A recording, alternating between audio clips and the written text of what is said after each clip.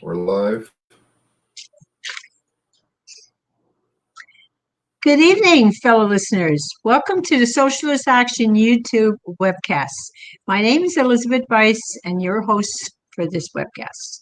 We acknowledge that we are hosting this event on Indigenous lands across Turtle Island, known as North America. That includes the unceded territories of the Mississauga of the New Credit, the Wendat and Haudenosaunee people in the place called Toronto. Today, I'm speaking to you from Jamaica, where the indigenous Taino and Arawak-speaking people began arriving here 4,000 years ago, but were wiped out by European colonial powers. We join in the fight for justice, recognizing that there can be no real reconciliation without restitution. That entails seizing the assets of the big resource corporations and returning them to the commons. Tonight's webcast is titled Mental Health on Campus, with Emily Sayers in Guelph, Daniel Charade, and Alec Bedella in Toronto. Emily will speak for 25 minutes. Daniel and Alex will speak for 15 and 10 minutes in total. Then we will have questions from our online audience. Our audience members can submit a question by accessing the webcast directly from YouTube. You can direct your question if you wish to one of the panelists or to all three. It's your choice. If you like this webcast, please subscribe to the Socialist Action YouTube channel. If you agree with what you hear in this program, please join Socialist Action by signing up at our website, www.socialistaction.ca, or just give us a call at 647-986-1917. That's 647-986-1917. So let's begin. Emily is a leading member of Socialist Action Canada based in Guelph. Emily helped to organize a union for teaching assistants at Wilfrid Laurier University in Waterloo. She now sings in the community and works as a music teacher. Welcome, Emily. Hello, all. Thank you for joining us tonight. So for this extremely important discussion of campus mental health, I am just going to start out by issuing a blanket content warning for tonight's discussion, where we'll be talking about anxiety, depression, suicidal ideation, abuse, substance use, and sexual assault. So, for the past several years, the overall mental health and well-being of young people around the world has been observably in decline. This should not come as much of a surprise. Decades of austerity, privatization, and budget cuts have led to increasingly diminished qualities of life for the vast majority of all people around the world. Unemployment and underemployment are increasingly chronic issues as we bear witness to the proletarianization of once secured jobs, and we are witnessing rampant wealth inequality on an unprecedented scale. As we've discussed on many of our previous webcasts, we are living through the triple crisis of capitalism, the global pandemic, the collapse and depression of the global economy, and of course, the climate catastrophe. Young people are not oblivious to these issues. In fact, sometimes it feels like we might be the only ones who are really invested in caring about it. We are keenly aware of the precarity and uncertainty inherent in our futures. Given the reality that we occupy, is it really any surprise that young people on average have increasingly poor mental health? Nowhere is this phenomenon more acutely visible than on university and college campuses. According to a survey conducted by the National College Health Assessment in 2016, 46% of Ontario students surveyed reported feeling so depressed that it was difficult to function, and 65% reported overwhelming anxiety. This is an increase from the already alarmingly high percentages found in 2013 of 40 and 58% respectively. Another meta-analysis from the researchers at Harvard University in 2016 discovered the prevalence of depression, depressive symptoms, and suicidal ideation among medical students, the title of the paper, was about 27% compared to the 8% among the general population. The study demonstrated a, quote, reliable and strong correlation between attending a post-secondary program, particularly one as demanding as medical school, and a notable decline in mental health. This situation, predictably, has only been made worse by the COVID-19 pandemic. A survey in November of 2020 by the Quebec Students' Union reported that 51% of all students surveyed in the province reported poorer mental health than before the pandemic started. For people who are already vulnerable, this has pushed many of them into a crisis. Nevertheless, 77% of those who reported poor mental health did not seek out help or counseling, chiefly because of the lack of affordability and the lack of time. Campus mental health professionals have noticed and reported increases in reported anxiety, both generalized and directly related to COVID-19, as well as increased relationship problems, suicidal ideation, depression, substance abuse, and so on. Many of these issues are, of course, exacerbated further for students of color who have also reported an increase in incidents of discrimination and harassment, as well as those from working class backgrounds or who are economically precarious, as well as LGBTQ students. So how did we get here? My wonderful colleague Daniel will be speaking shortly about the crises of austerity and neoliberal economic policies that have guided university spending since at least the 1990s. But as I stated earlier, these issues extend beyond just campuses. The insecurity of the future beyond graduation is a looming and ominous prospect. Nonetheless, campuses and the demands of post-secondary life are not making this any easier. As I said, there is an observable causal relationship between post-secondary attendance and decreased mental health. Rising tuition costs and the cost of living make post-secondary increasingly unaffordable and financially stressful, as well as adding to the ever-increasing student debt crisis, which is seen nowhere more strongly than in the United States, but is also an increasingly precarious issue in Canada as well.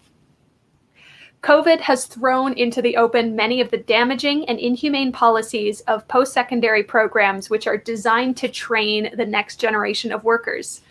More and more educators, because of this increased focus because of COVID-19, they are now demanding universities to adopt more compassionate and flexible educational frameworks.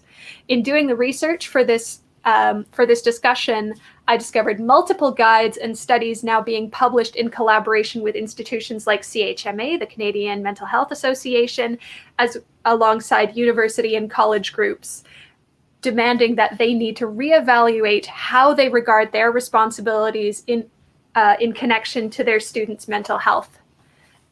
I'll pull up one particular example. One particular model from the CHMA or CMHA said that for all students on campus, there needs to be institutional and structural organization, planning, and policy regarding mental health. There needs to be a supportive and inclusive campus environment and increased mental health awareness across all levels, faculty, staff, administration, and students. For students with concerns regarding their coping and their overall mental health, there needs to be the community capacity to respond to early indications of concern, as well as increasing people's ability to self-manage and increase their competencies and coping skills. And finally, for students with acute mental health concerns, there need to be immediately accessible mental health services and immediately accessible crisis management interventions. For anyone who has been in a situation of mental health crisis on a university campus, I think we can all say with absolute certainty, no matter what university or college you are attending, this is not the picture. But, you know, it is, in some ways, it is nice that there's starting to be some dramatic, focused, pointed attention towards these issues. But, of course, we cannot simply operate within the framework of neoliberal capitalism and productivity. There does need to be a substantial divestment of self-identity from productive work. You are worth more than your grades. You are worth more than what you produce. Knowledge is worth more than its monetary value. We need to reevaluate our priorities about learning for its own sake. And I believe our comrade Alex is going to be talking more about that in his segment.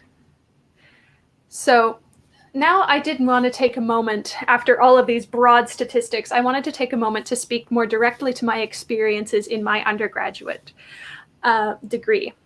I attended a small liberal arts university, Mount Allison in New Brunswick. New Brunswick is already known for being one of the poorest provinces in the country, while it is also one of the more expensive schools to attend. In my experience there was incredibly limited personnel and incredibly limited care options for university students. As many of my colleagues have pointed out when I was requesting input and personal stories for this webcast, limited personnel equals neglected students. So there are really, really high wait times. It was at least 3 weeks to even make an appointment to get a referral to see a mental health counselor. And of course, once you got in, there was limited availability. When I was experiencing some mental health issues, I was only able to see the singular full-time campus counselor once a month. Furthermore, there were no walk-in hours. The only option you had was either going to the hospital, which has had horrendous reports for their mental health care. And there were no walk-in hours offered by the clinic at Mount Allison until, quite tragically, a student committed suicide in 2017. This, of course, forced the university to take further action, but even then, there was still limited availability. Walk-in hours were only 2 hours a day, 2 days a week, Thursdays and Tuesdays. If you had classes during those hours, too bad. As I mentioned, this is not an issue simply endemic to Mount Allison. The Sackville Hospital had a very limited capacity for dealing with mental health crises. I have heard many, many reports of students who went to the hospital late in the evenings, experiencing severe mental health crises, only to be turned away, told to go home and sleep it off. There have been really, really horrendous reports of nurses and doctors being incredibly dismissive and incredibly abusive towards people experiencing mental health crises. So I don't want to lay the blame solely on Mount Allison, though they are partially responsible. It is a broader systemic issue with the healthcare system in Canada and in New Brunswick generally.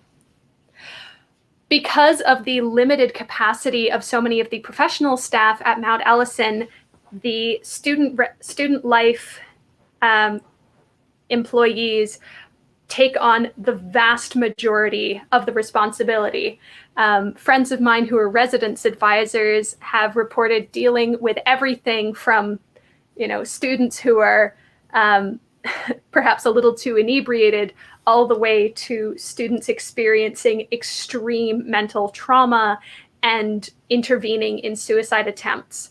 They remain the lowest paid residence assistants in North America. And I do want to give a shout out to them currently because this exact issue, the increased responsibility of students to deal with student mental health beyond any of their professional capacities, is spurring a union effort. The Mount Allison's student employees are undertaking an effort to unionize with the Canadian Union of Public Employees, CUPE. And so I do want to give a tremendous shout out to them during this effort. And now let's get a little bit more personal. One of the most critical things affecting campus mental health, I believe, is the universities and colleges administration's complete lack of willingness to deal with any sort of accountability for things that take place on their campuses. So we've already talked about how the grueling and demanding schedules of the academic lifestyle are incredibly dangerous for students who already have precarious mental health or already are in a precarious situation. But one of the things that is most definitely an acute exacerbator is the lack of accountability across the board in many, many universities for dealing with any instances of sexual assault and abuse. Recently, Mount Allison, my alma mater, had a reckoning from some graduating students who did a project where it was thrown into sharp relief the lengths that the administration were willing to go to protect abusers and dismiss victims. How is anyone's mental health supposed to stay stable when their abuser is still on campus being actively protected by the administration, and in many cases by the only available mental health and sexual assault intervention support staff that are available to the students? Because of the attention that this report raised, and kudos to the students who undertook this initiative, there were massive protests on campus demanding action and accountability from the university administration, which has elicited some response. And I was most heartened to see there were huge solidarity protests from many, many other universities across the Maritimes who are themselves dealing with a immense failure to address in any systemic way the ongoing abuse and assaults that take place on campus in any substantial way. So I have many more things to say, many more personal experiences, but I will leave it there. And I have many other thoughts about solutions and ways forward, but I will leave that to the question time. And meanwhile, I will yield my time and turn it over to my wonderful colleagues who will go into more detail about more of these things that I have mentioned. Okay. Thank you so much, Emily. Thank you so much. Now I am pleased to welcome discussant Daniel Charade. Daniel is a leading member of Socialist Action and a PhD candidate at the University of Toronto in laboratory medicine and pathobiology, specializing in the biochemistry and structural biology of oxygen sensing protein. He is the author of Democratized and Nationalized Scientific Publishing, published by SA in the fall of 2020. Welcome, Daniel. Thank you, Elizabeth, and thank you, Emily. Just like Emily, this is a topic that I feel I could easily talk about for many, many hours, and I wouldn't begin to exhaust the personal experiences and the anecdotes and just the things you come across. It really is hard to exaggerate the crisis that we're facing and something that's being just kind of completely ignored by the administration. Because it's not a secret. It's not a secret to the administration, even though they might try and downplay it. And it's certainly not a secret to the students. In fact, I first heard of the troubling statistics collected by the 2016 National College Health Assessment, which Emily already referenced. I heard it for the first time in an email from the University of Toronto President Mayor Gertler. He sent out this campus-wide email following the third student death by suicide publicly on campus during the 2018-2019 school year. And just for people that have joined maybe more recently, we did give at the beginning a content warning, but again, we will be discussing some troubling things like anxiety, depression, sexual assault, suicide, eating disorders, potentially. We're not going to go into details, but if this is something that you're not in the headspace to hear mentioned, this is the warning right now. So U of T President Mayor Gertler is obviously aware of these troubling statistics, and for dramatic effect, I'll repeat those statistics. That study found that 46% of Ontario post-secondary students reported feeling so depressed in the previous year that it was difficult to function. 65% of students reported overwhelming levels of anxiety in the previous year, and 2.2%, or 1 in 45 students, reported a suicide attempt in the previous year. With numbers this alarming, and they're only getting worse, you would think that our school president would then announce some serious change in that same email. But they didn't. What they did is they struck a new committee and they pledged to lobby the provincial government for some more resources. Despite the fact that U of T boasts an endowment fund of over $2 billion, they committed no extra financial resources to ensuring timely access to mental health care, despite 3 public suicides already on campus just that year. And they ignored even the most basic demands, like the installation of barriers at the site where 2 suicides took place.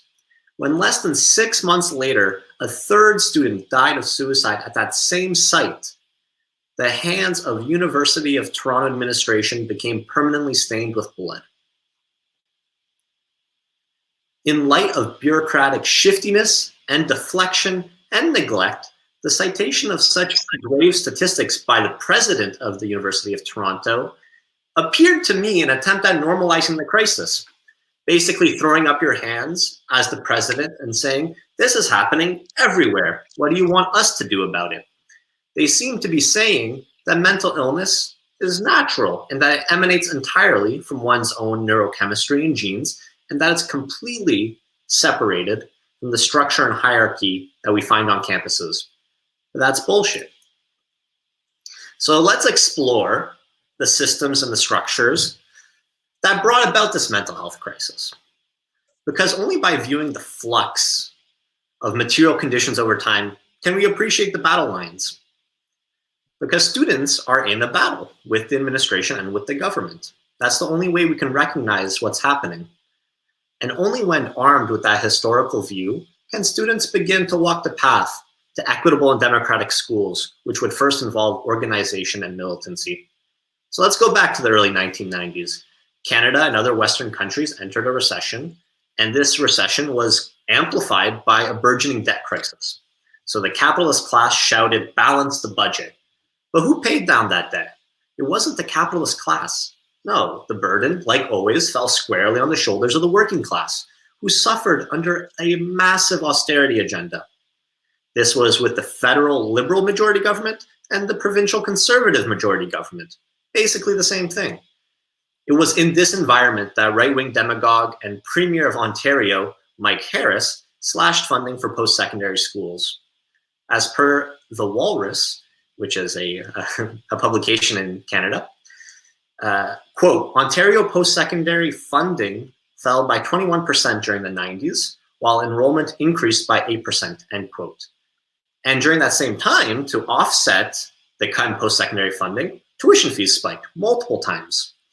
In particular, the Tories deregulated tuition fees for both graduate and professional programs, which in some cases, tuition fees inflated by over 500%.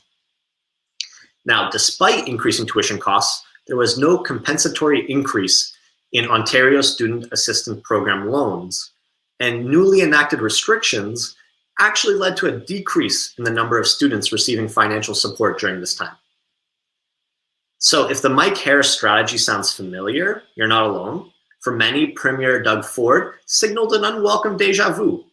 The Ford government cut both the number of OSAP grants, which students do not have to pay back, and he also cut the 6-month interest-free grace period for OSAP loans, meaning that the Ontario government is one of the largest purveyors of predatory loans in the province.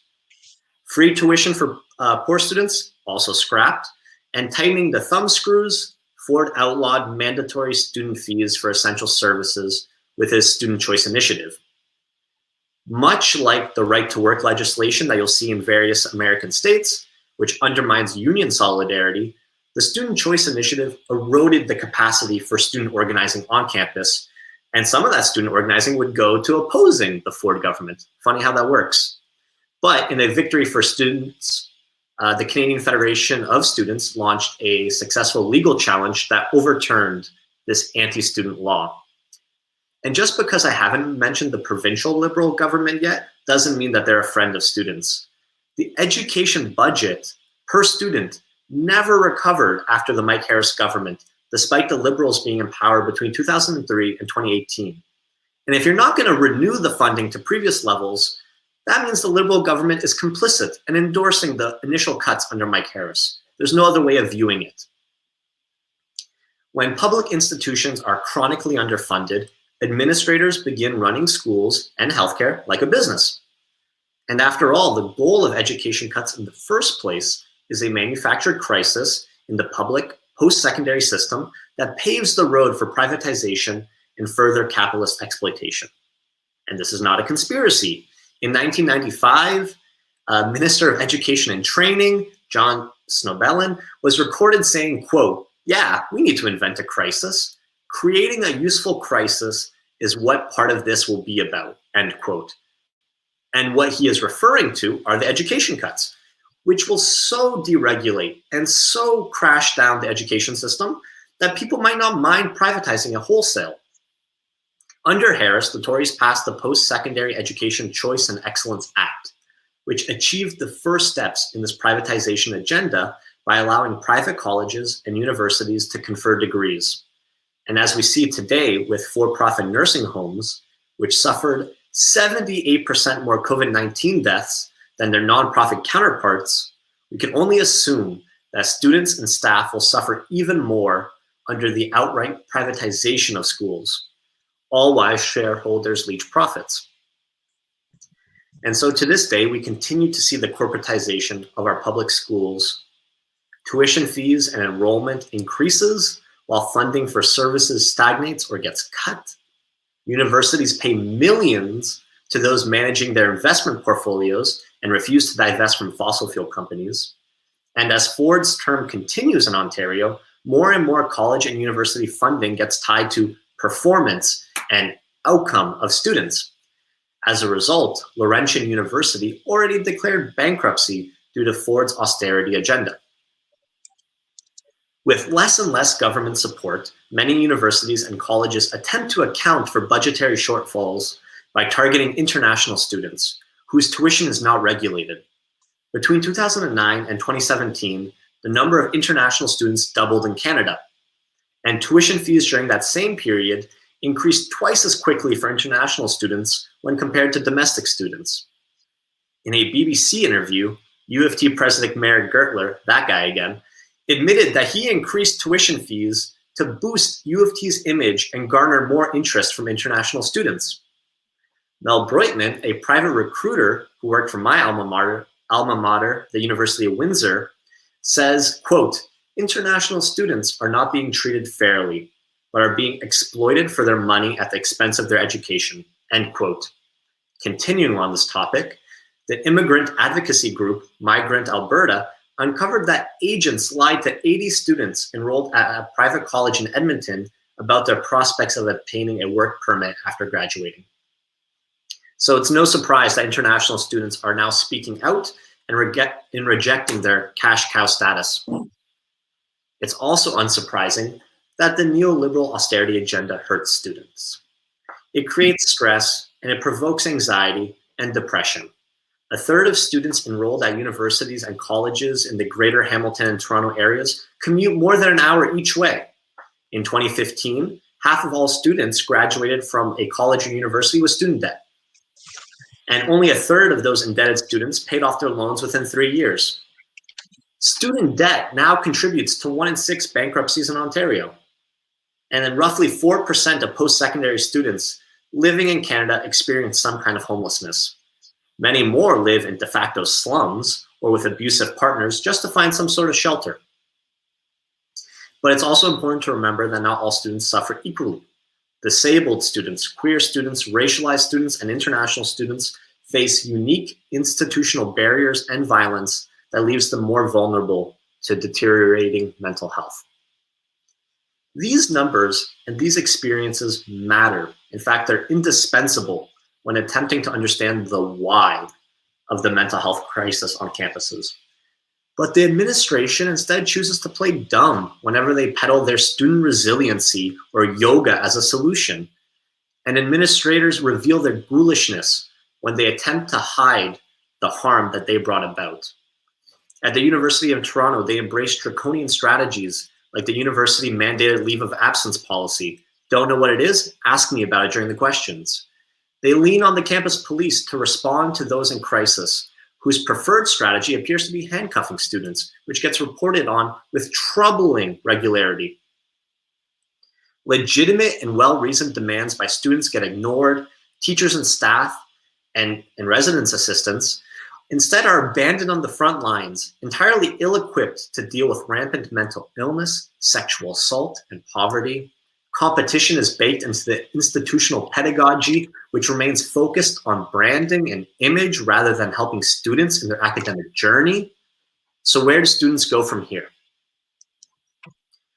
Unlike many workers, students belong to unions. Unfortunately, student unions degenerate, it seems, pretty much all the time because of craven opportunism, and those well-meaning activists that do get elected to student unions get stalled out by school bureaucracy because eventually you have to graduate. And there are others who mean well, but they lack the historical and material framework to identify that the administrators aren't our allies. We must be fighting against them. I need to say this over and over again, but major reforms will not be won in private boardroom meetings with the U of T president. They will only be won when students identify themselves as being in opposition to the administration and the puppeteering provincial government and takes to the streets. Escalating and united actions up to and including tuition strikes and mass walkouts are needed to raise consciousness among students and win demands. Students need to link up with the broader union and activist movements because our struggles are combined. Building a revolutionary student movement presents a difficult but worthwhile challenge. With seasoned student activists graduating or dropping out every year, institutional memory represents a serious hurdle. And like the broader working class, consciousness of society's class nature remains low. A revolutionary student organization needs to first connect student-specific struggles to broader struggles and emphasize the ultimate truth that capitalism needs to be dismantled and replaced by a democratic workers' society before human emancipation can be achieved. I'll be finishing in just a few minutes here, but I wanted to talk about a new initiative we're launching at U of T. Socialist Action and Independence recently founded Students Mobilizing Against Systemic Hardship, or SMASH, which is a fun acronym. Currently, it's only a handful of comrades, primarily situated at the University of Toronto, but we aim to build this movement as a united front. We invite any groups and individuals who study or work on campus that agree with the following demands to join SMASH and help build the revolution. SMASH demands the following. 1, free tuition for all students. 2, subsidized public transportation for all students. 3, a living wage for all graduate students and all other students whose labor the university relies upon to function. 4, a living wage for all University of Toronto staff. 5, cops off campus. 6, 24-hour counseling during midterms and exam season. 7, repeal the university mandated leave of absence program. 8, mandatory sexual violence education and prevention presentation during orientation week. Increased awareness about and access to resources about sexual violence. 9, establishing culturally appropriate and representative counseling and mental health services on campus for addressing the mental, emotional, and psychological needs of racialized students. 10, establish mandatory equity training for all faculty and students and governors and all other administrative bodies. 11, immediate divestment from any fossil fuel companies. Immediate divestment from any infrastructure projects that violate UNDRIP, like the Site C Dam and the Coastal GasLink pipeline. 12, boycott, divestment, and sanction of all corporations profiting from Israeli apartheid. And lastly, number 13, nothing about us without us. That the university not strike any committee or working group to address student issues without having at least 50% +1 student representation. This list of demands is not exhaustive. It's the early days of SMASH. No group of 5 or 10 students can craft a perfectly reflective and perfectly just platform, but we seek to connect with and grow with other groups. We aim to grow and we aim to fight like hell. So thank you for listening. I look forward to the questions and I look forward to the struggle. Thank you so much, Daniel. Our next discussant is Alec Bedella. He is a young worker who likes to write poetry. He works as a computer programmer for Ernst & Young. He graduated from the University of Toronto in 2017 with a degree in computer engineering. He is a member of Socialist Action. A warm welcome to Alex. Thank you, Elizabeth. Hello, comrades. My name is Alex, and I would like to start with a personal story. Now, this is going to be more personal than the other two discussants, and I won't go into detail, but it will get kind of intense. So, if you're wondering why we had a content warning, it was mostly for my speech. So I came into UFT in 2010 with a $3,000 scholarship, and I did really well my first term, so I was confident in my abilities.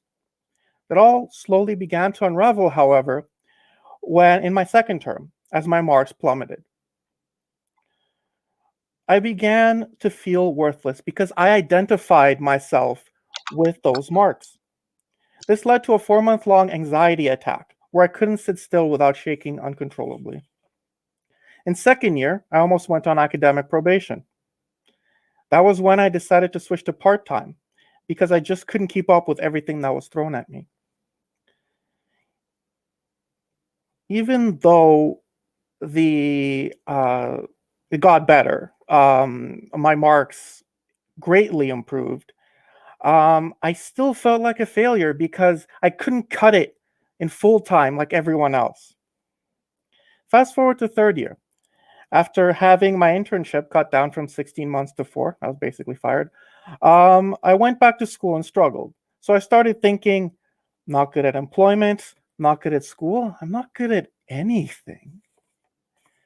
This led to another long-term anxiety attack. Then I became suicidal. I made many attempts on my life and was in and out of hospital during this period. And it's still not completely gone away. Last time I had to go to the hospital for suicidal ideation was December of last year. So it's had lasting impacts.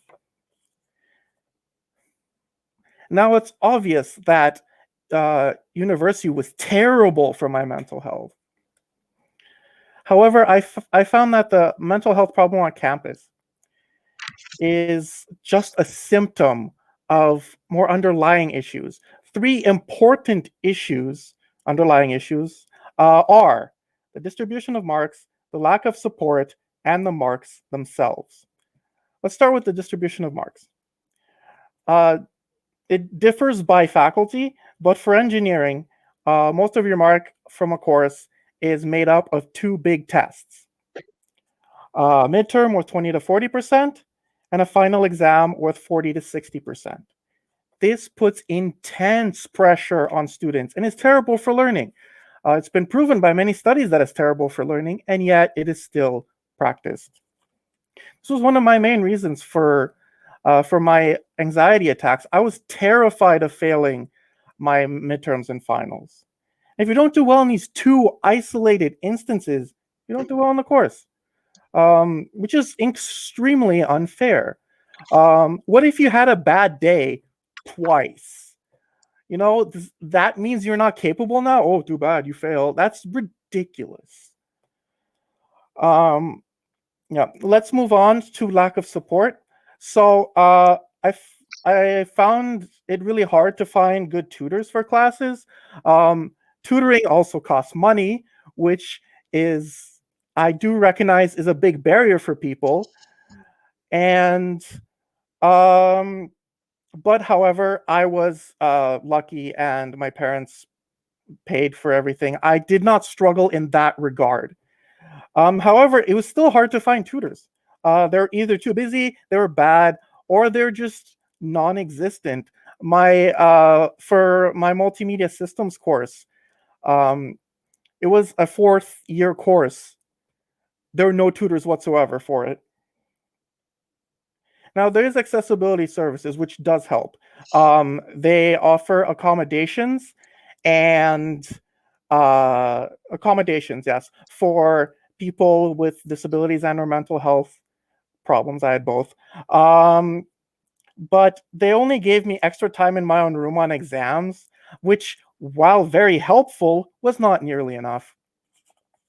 What sucks is if you're struggling because of a bad prof or TAs, the onus is on you to make it work, which is Again, extremely unfair. It's not your fault they're bad at their job, but you suffer for it. Now let's move on to marks. Marks are terrible. They're a capitalist concept just to see how productive and profitable you are, and to inspire competition. They're awful for learning. Get rid of them. You don't need them to give students feedback on what and how to improve. It also ends up with students defining their own self-worth based on an arbitrary number out of their control. Like me, that's what happened to me. So in conclusion, the mental health problem on campus is only a symptom of more underlying issues. 3 important underlying issues are the mark distribution, lack of support, and the marks themselves. Thank you. Okay. No, thank you very much, Alex. Thank you so much. Okay, so now we're going to go to our producer, Kurt, and we're going to take questions from our online audience. And it seems like we have quite a few questions. So I think I will going to do, instead of 3 questions, we're going to do 4, but you will have 5 minutes each to answer all 4 or whichever ones you decide to answer. Okay, but you each have 5 minutes, and the lineup will be Daniel, Alex, and Emily. Kurt, 4 questions, please. Okay, so our first question comes from Ellen Ramsey. She asks, do students who live in residence experience higher levels of mental health problems than those off campus? If so, how can the college or university address this? Dinner with Franklin asks, have universities and other schools had larger mental health services in the past, or are these situations a continuation of a problem that has always existed? Barry Weisletter asks, society's priorities are upside down. Profit from commodity production, including academic knowledge at the top, mental health at the bottom. What will it take to change this fundamentally? And Yuri Muckraker asks, is anyone in the NDP like Nikki Ashton, Leah Gazan, Matthew Green, and others in the BC government advocating extended the existing healthcare system to include mental health care coverage? And are the Greens like Paul Manley and others in Parliament advocating what Dimitri Lascaris advocated in his leadership bid, merging mental health care with single-payer systems and pharmacare? Okay, you have heard or read the questions. So we'll start with Daniel. You have 5 minutes, Daniel. Yeah, thank you. So I'll leave the last one. I saw Emily posted something just today about universal pharmacare. So I'm going to put you on the spot with that one, Emily. And I'll take a little crack at the first 3. Now, just at the outset, I don't have specific numbers here. So when Ellen is asking, do students who live in residence experience higher levels of mental health problems than those off campus? I can't say definitively right now, and maybe Emily has a bit more on that. But because residence counts as on campus, U of T is notorious for only reporting on suicide that happens on campus. If it happens in your own private home or off campus, we don't know. We actually don't know the scope of that when it pertains to University of Toronto students, just when it happens on campus. And just last semester, we had 2 in residence on campus, and that's how we knew of them. And they were both international students. The first one, from what I understand, was just here for a few months. So you can imagine, COVID international student on campus, meal plan prices got jacked up. There was no in-person learning. There's no in-person community. And the university doesn't care. So in some ways, living in residence can be, I think, beneficial. I lived in residence for a bit when I came to Toronto at first. And you get a bit of sense of community. You live closer to campus, so those long commutes I mentioned aren't as big of a problem. But residence is expensive. The university makes so much money from residence. I was paying almost $1,000 in 2015 to live in a apartment that I was sharing with 3 other people. So I just had the 1 bedroom. And again, I was a graduate student. I'm getting paid a stipend in my graduate program. Not a great stipend, mind you, but I'm getting paid something. But again, financially, there's a lot of difficulties there. Affordable housing is a major, major issue, especially in a city like Toronto. And residents, I mean, you need to be providing that. If people are expected to be students and students full-time, for whatever reason, they need a place to live. Dinner Franklin asked, have universities and other schools had larger mental health services in the past, or have these situations always existed and it's just getting worse? I don't think it was the case, but again, I could be wrong, that mental health services were better in the past. You had a smaller student body, so resources have not been keeping up with the swelling of students. More people are going to post-secondary because more and more people, you need that to get a decent paying job. It's not a guarantee, but you need more of that. And especially with the huge increase in international students coming in, they're just not keeping up the investment in the services to meet the demands of the people that they're bringing in to cover their budgetary shortfalls. So I don't think that's the issue, but also, as we've seen, the mental health crisis is getting worse, quantifiably worse, because of all the things we're mentioning. Austerity, a burgeoning climate crisis, we're in a depression. All these things are intersecting and creating a really, really bad situation. And to Barry's questions about priorities being upside down, I agree.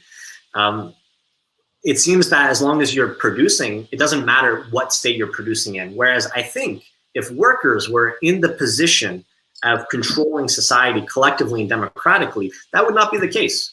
We would not produce as much as we do just to produce it. We would produce what is needed, and we would win back, and we would carve out that society where we are met at a more fundamental level, where our needs are met. We have community, we have leisure, we can pursue our interests.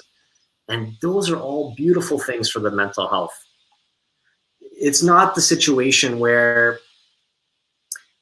I mean, I'm not against prescriptions for dealing with mental illness. I'm currently on Zoloft for depression. I'm not against it. But it's something really silly when people tell you, oh, you're feeling depressed.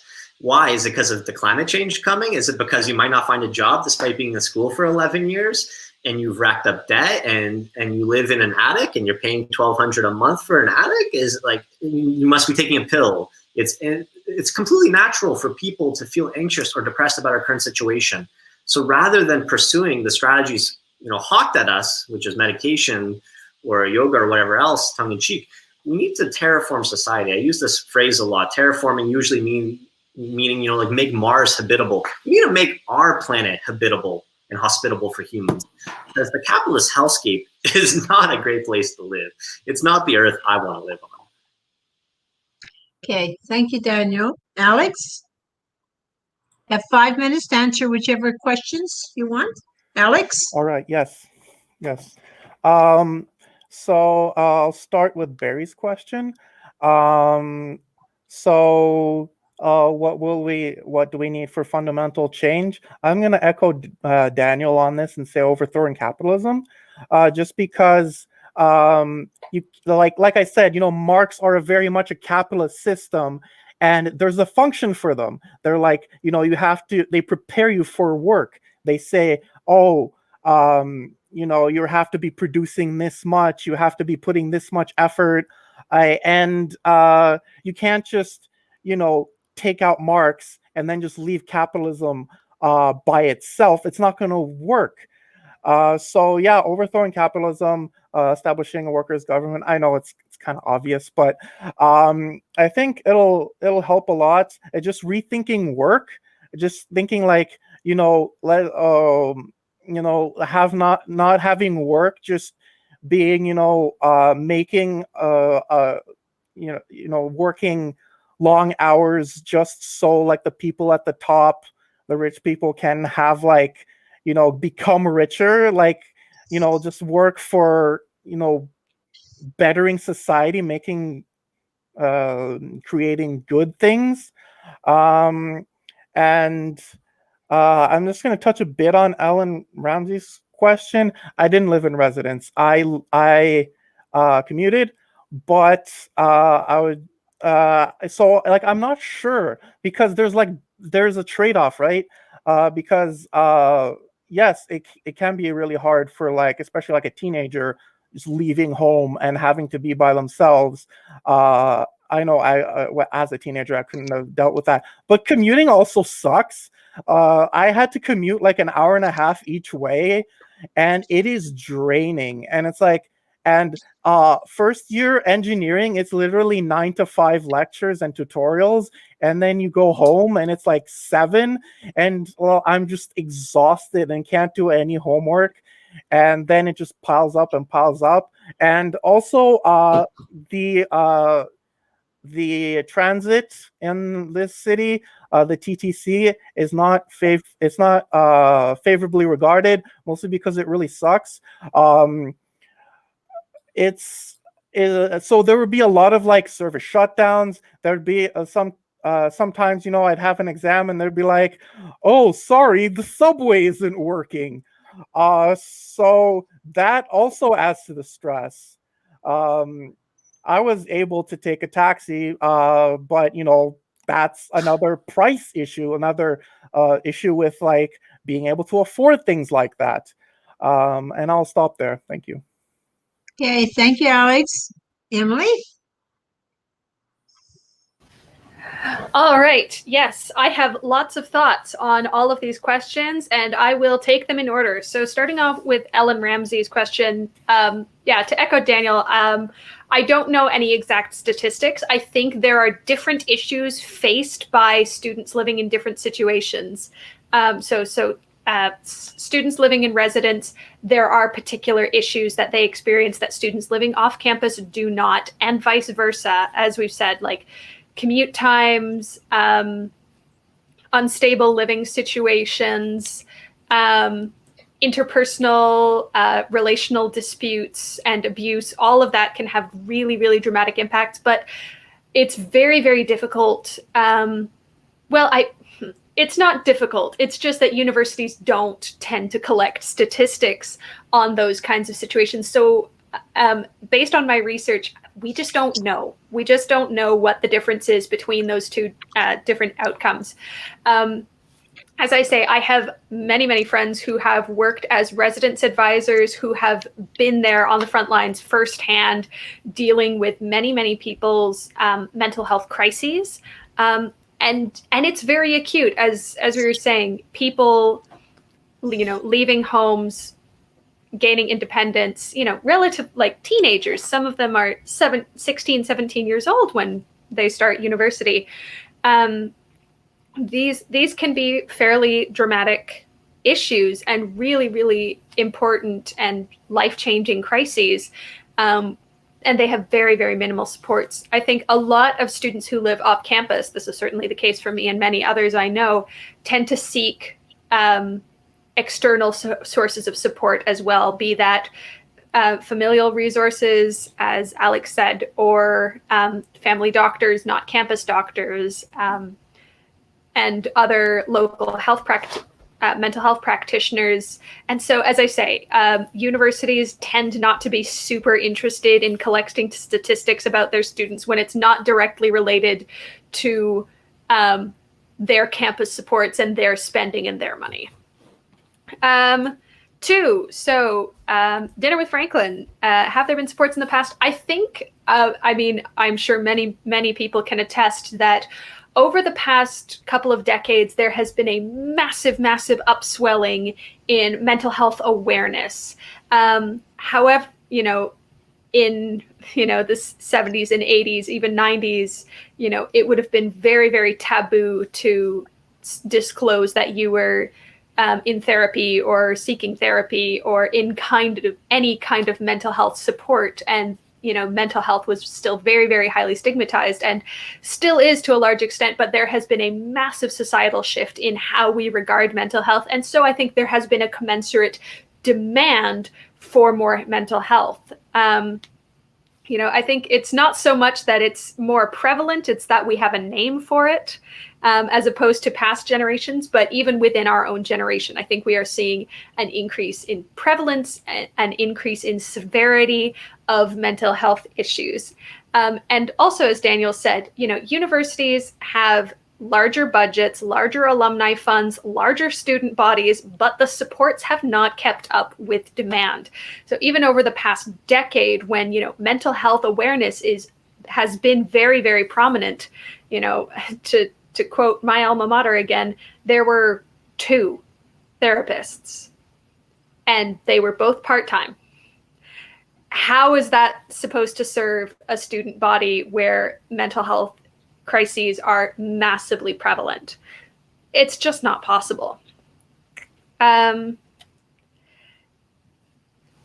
Barry's question, society's priorities are upside down. What does it take to change this? It takes a radical reshifting of priorities. And I concur with my comrades that, overthrowing capitalism, overthrowing productivity as a marker of value and worth is really, really important. And I think it's really essential that we credit the disability rights movement with that mindset.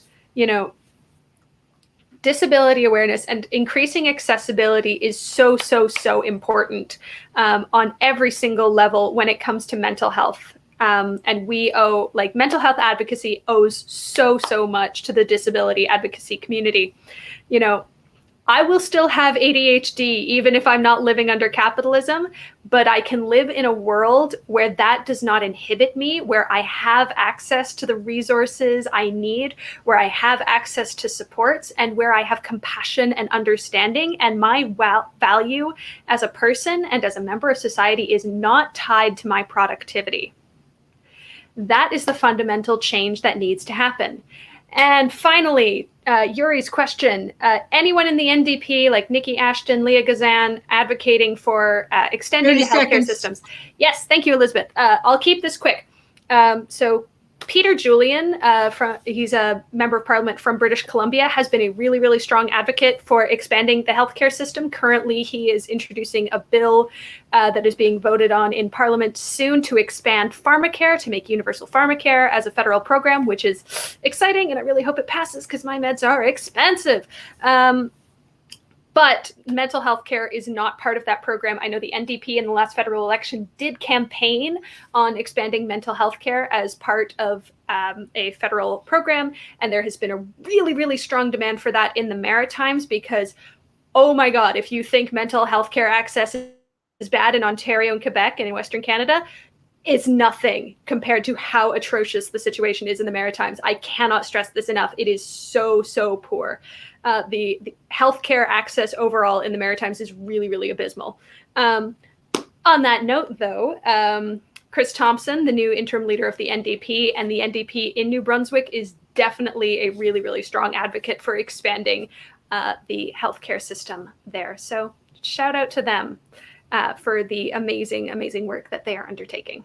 All right, I'm done. Okay, thank you, Emily. Okay, so let's get back to our producer for 4 more questions. And you will have, again, each up to 5 minutes to answer one or all. It's up to you. And the lineup will be Alex, Emily, and Daniel. Okay, Kurt. Okay, so the first question comes from our host. She asks, some news reports say that COVID-19 is causing many problems for students.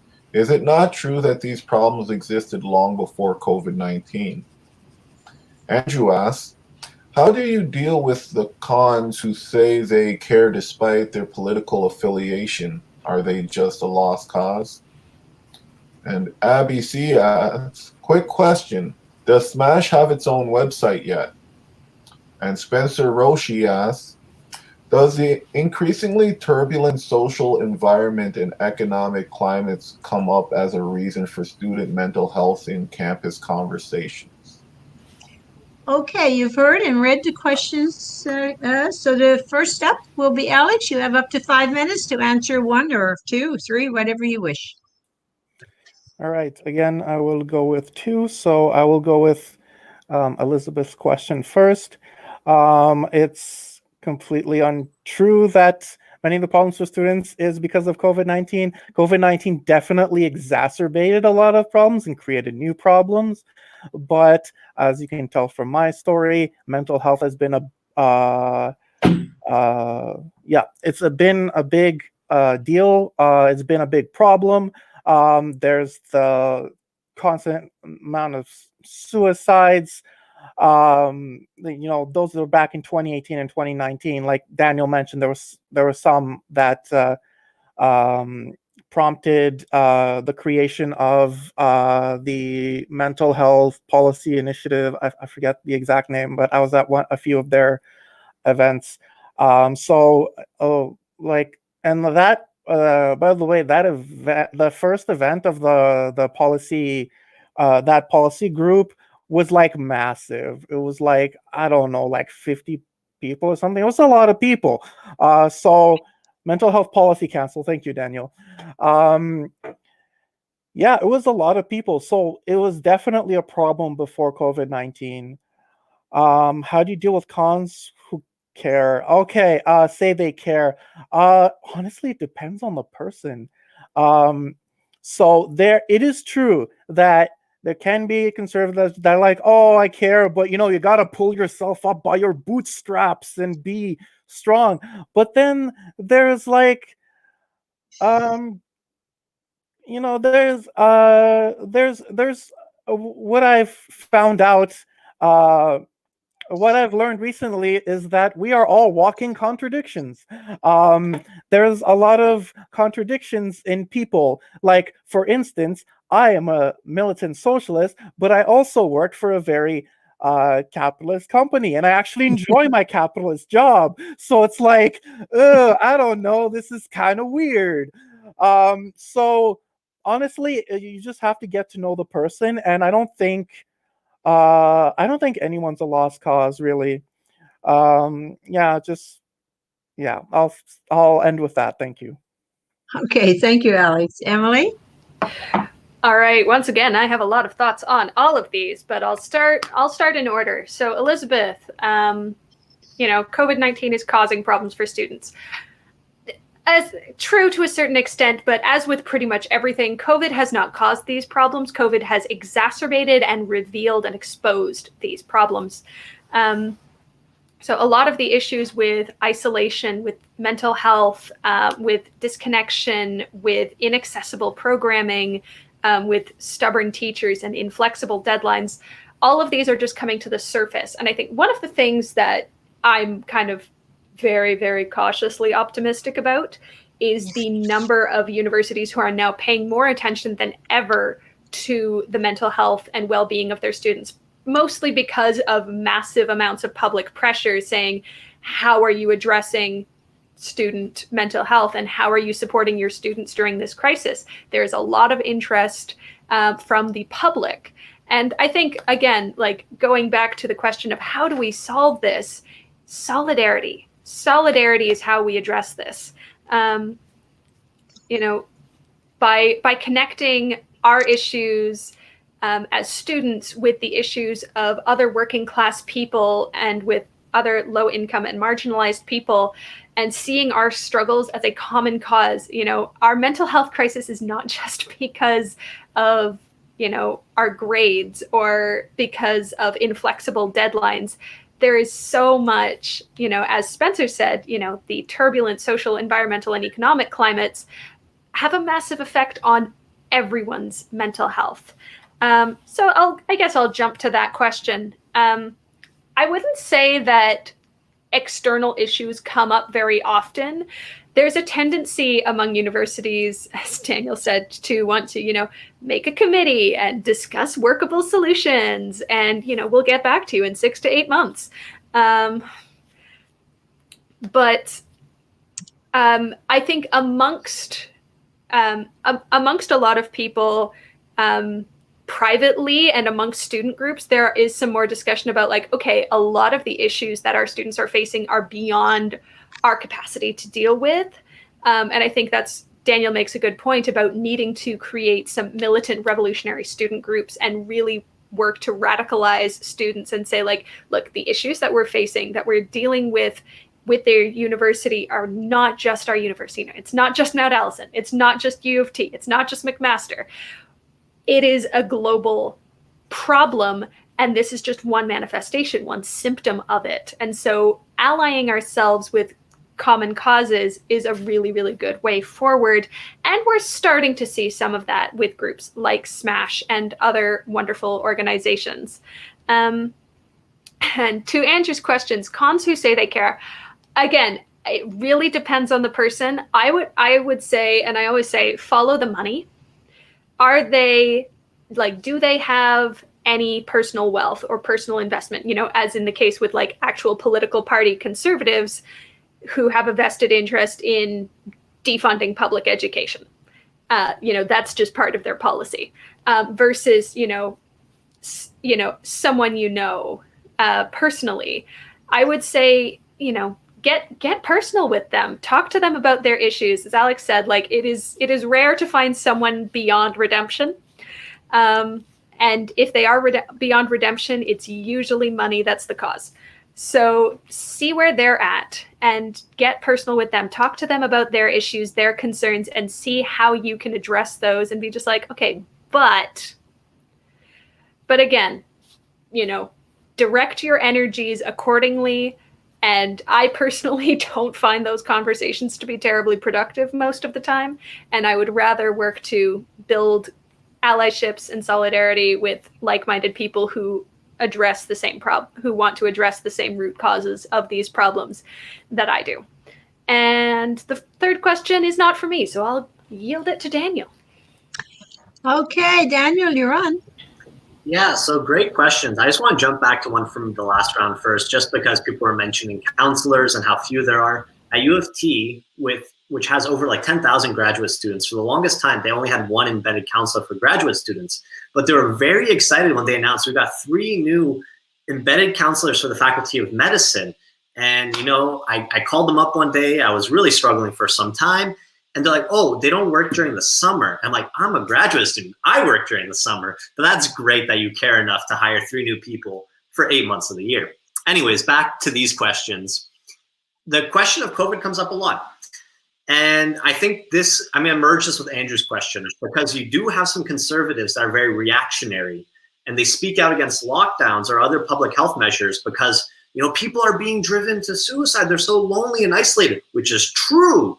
But you're only saying that because you want people to still be shopping at Starbucks and Walmart like they used to, and you can keep up the profit. You didn't actually care about those people before COVID. You're now just weaponizing that against people. There's this old Bob Dylan song back when he was very political in the early 60s. That has the line, "Now is not the time for your tears."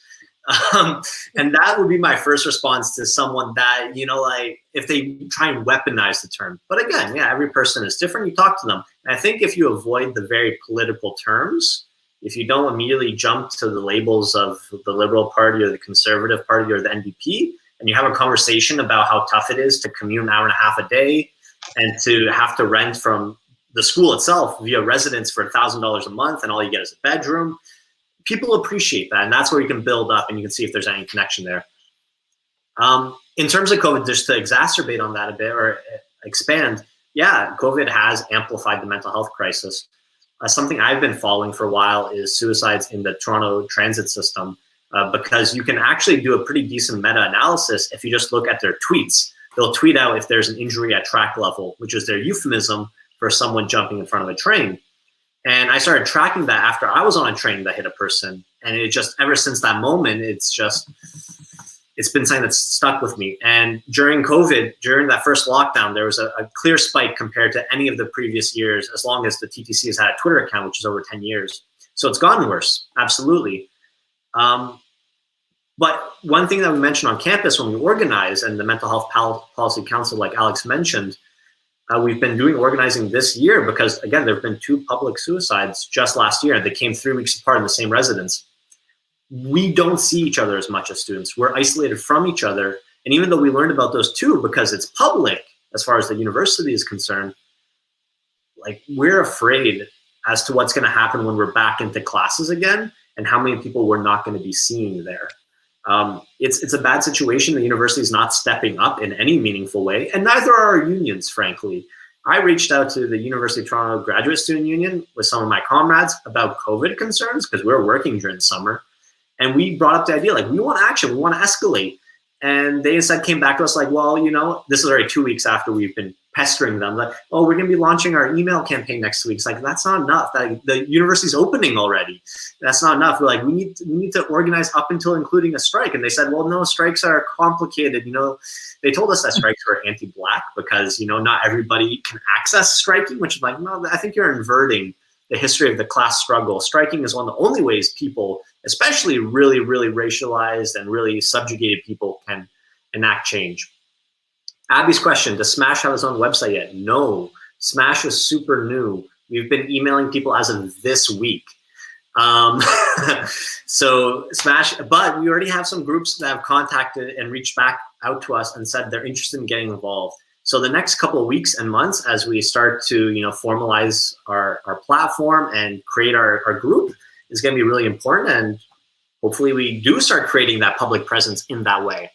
Last question about the increasingly turbulent social, environmental, and economic climates. Absolutely. We had a webcast during the summer on the mental health crisis in general. And there was a reason why we invited a speaker from Fridays for Future to talk specifically about how the climate crisis is a major driver of mental illness and depression and despair. And you can't even be mad at people for it. Again, the climate crisis and the mental health impacts it has will not be solved with medication, because it might make people tolerate that the world is experiencing a climate apocalypse, but it doesn't change the fact that it's happening and that people ought to be upset about it. That's the thing. Anger can be justified.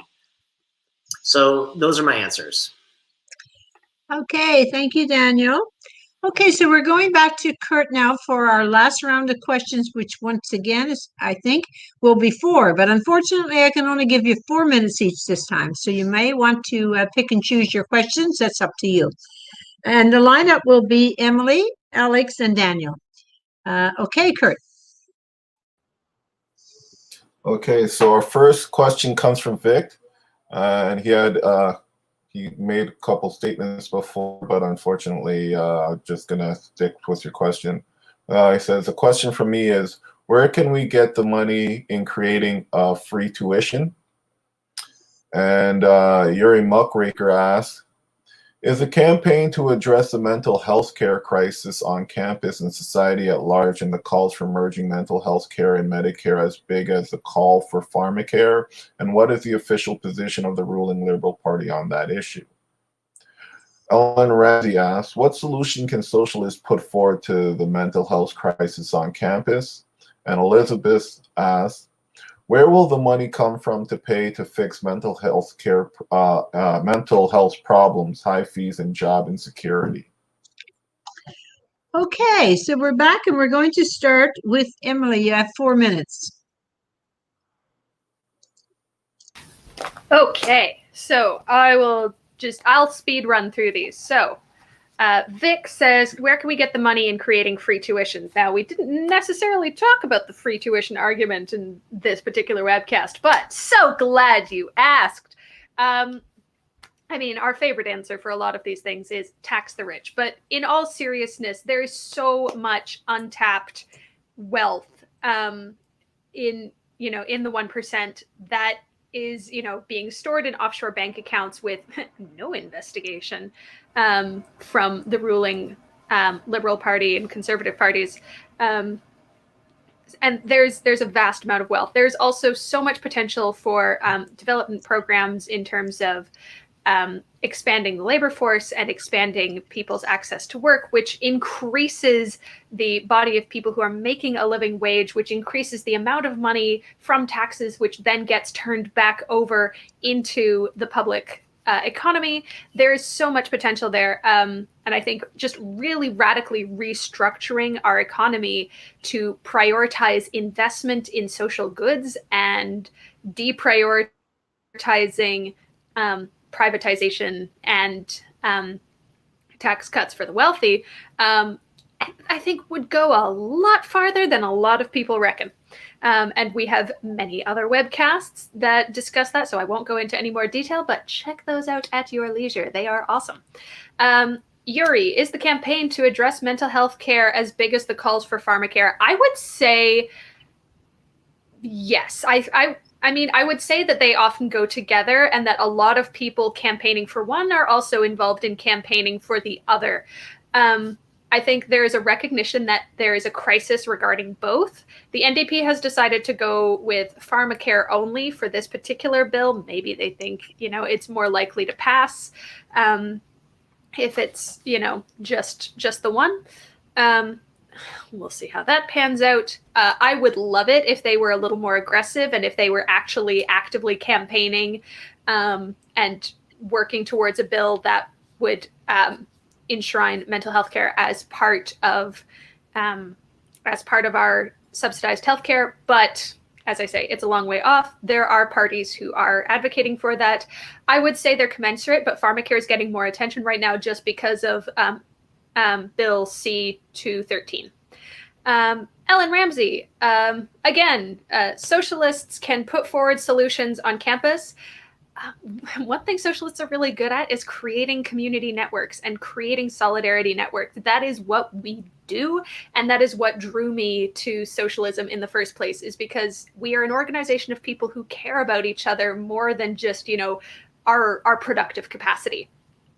And so creating networks of solidarity, creating networks of support, there's so many things that amazing activists can do. But as with all things, solidarity, connecting people to community organizations who are out there, who are doing the work, giving this purpose, giving this direction, this action.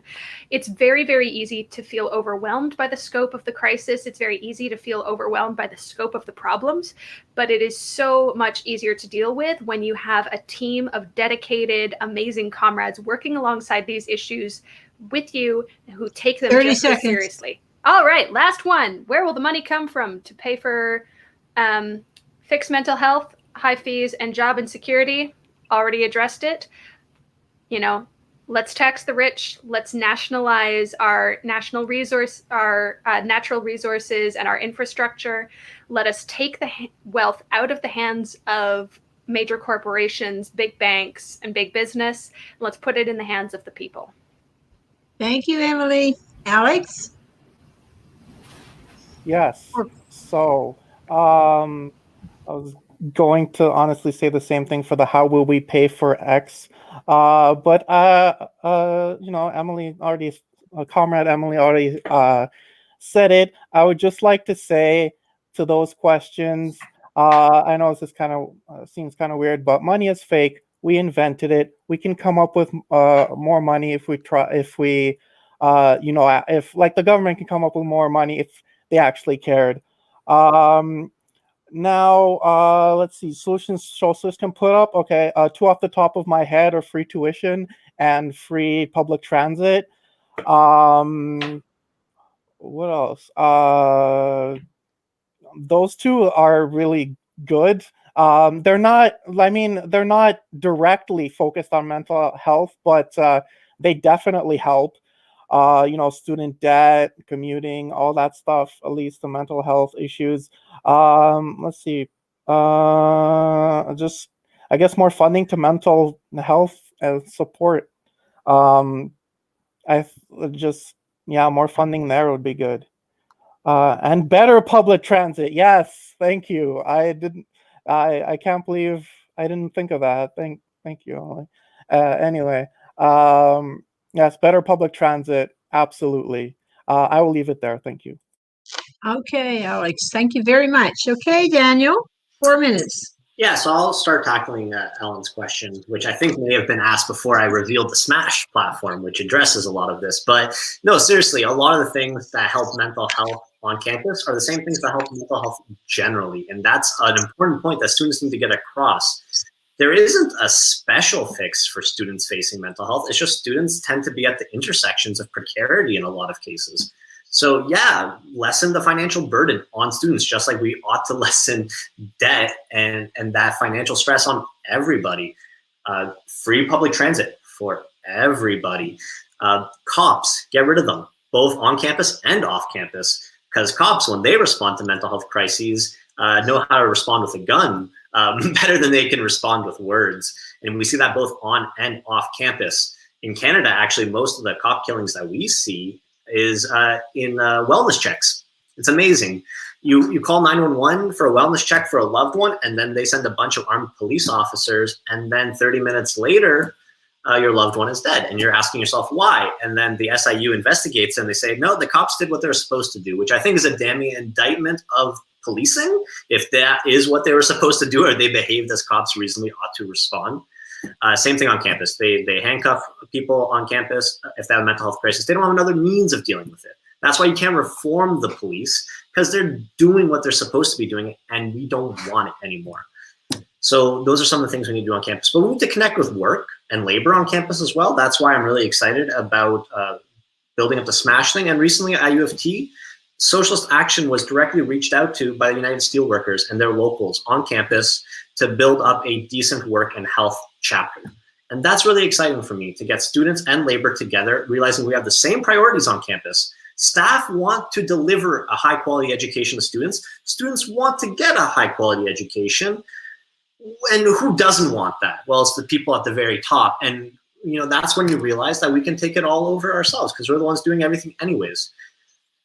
There have already been great answers to the question of where we can get the money. I want to go from the reverse question. Let's imagine a successful socialist revolution, and we're now ready to dissolve the socialist state and achieve that perfect communist society. In that society, we wouldn't need to be giving money to people to teach people. And you already see this. How much free teaching is there in the world? Whether it be in a park where my friends teach me how to slackline, or whether it be on YouTube where people who are not monetizing things are just explaining things for the love of explaining and to better their fellow person. In a society where we collectively live and work together and make decisions together, the question of where do we get the money for this doesn't exist. If it's something that's worthwhile and collectively agreed upon, there's nothing that workers can't do. They like to say workers can move mountains, and it's true, and they've done it. And we can also teach each other. That's one of the brilliant things. In the social society, we'd have more teachers. We'd have more people spending time just bettering themselves and pursuing the things that they're interested in pursuing. Alex threw in Wikipedia editors in the chat here. Absolutely. So many things people are willing to do to help each other. Except we exist in a capitalist society where the one dominant class constructs a society based on profit, based on maximizing how much money they can take from the rest of them. And that's why we need to justify to them how we can fund what we want ourselves. But that's the contradiction. They don't actually really care about education beyond it producing people that can generate profit. But we do value education, even if it doesn't generate profit. That's the contradiction. And that can only be settled via class combat. We let each other choose our own weapons. So that's it. I long for a day where that question doesn't need to be asked. Obviously, it needs to be asked in this case in this day of budgets and stuff. But there's money out there. There absolutely is money out there. If COVID taught us anything, is that if push comes to shove, the money can be found. So that's what we'll do. Okay, thank you very much, Daniel. Yes, and I think I just have to add as well, you wonder why a small country like Cuba can have the best educated doctors, scientists, and teachers in the world, where free education is from junior kindergarten all the way through to whatever you pursue in your educational life. So, we could take a lesson from them as well. Okay, so once again, a special thanks to Emily, Daniel, and Alex, and to our producer, Kurt, in Mississauga, and everyone who participated in tonight's webcast with all of your questions. Please consider being a supporter of Socialist Action newspaper, which we will send to you online. To fill out the form, just visit our website at www.socialistaction.ca. If you would like to talk to us about joining SA, write to socialistactioncanada@gmail.com or call us at 647-986-1917. And folks, once again, if you like this show, please subscribe to the Socialist Action YouTube channel. Our next webcast will be hosted by Socialist Action and chaired by Yvonne Anson for the Vancouver Socialist Unity Assembly. It will take place on Sunday, February 21st at 7 p.m. Eastern Time, titled Echo Socialist Dialogue, Growing the Movement Inside and Outside Electoral Politics, with Dimitri Laskaris, Radhika Desai, and Gary Porter. Then on Thursday, February the 25th, 7 p.m. Eastern, the webcast topic is Canada, NATO, and the threat of nuclear weapons, with Tamara Lorenz, member of the Canadian Voice of Women of Peace, and discussant Eve Engler, Canada's foremost foreign policy critic. For details, just visit www.socialistaction.ca. And at this time, I would like to thank all of our supporters from across Canada and Quebec that made our month-long fun appeal successful. It surpassed our target, so thank you very much. In the meantime, please be safe, stay healthy, stay active. Bye for now.